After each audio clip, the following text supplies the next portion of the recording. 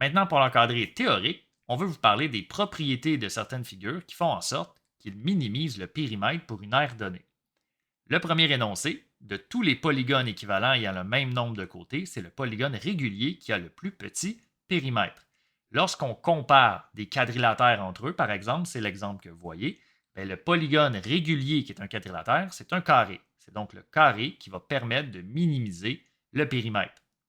Dans l'exemple que vous voyez, vous avez un parallélogramme, un trapèze et un carré. On vous a donné les mesures qui font en sorte que l'aire est de 49 cm² à chaque fois. Et vous remarquez que le plus petit périmètre est obtenu avec le carré. Si on comparait des pentagones entre eux, ce serait le pentagone régulier qui aurait le plus petit périmètre. Maintenant, pour le deuxième énoncé, de tous les polygones réguliers équivalents, c'est le polygone ayant le plus de côtés qui a le plus petit périmètre.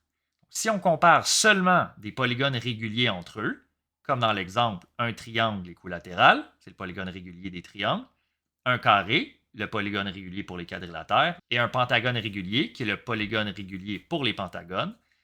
Avec les mesures qu'on nous donne, l'aire est toujours de 43,3 cm² ou très très très près, et on obtient un périmètre plus petit si on augmente le nombre de côtés. Et là, on aurait pu continuer avec des hexagones, des heptagones, des octogones, et on aurait vu que le périmètre diminue à chaque fois.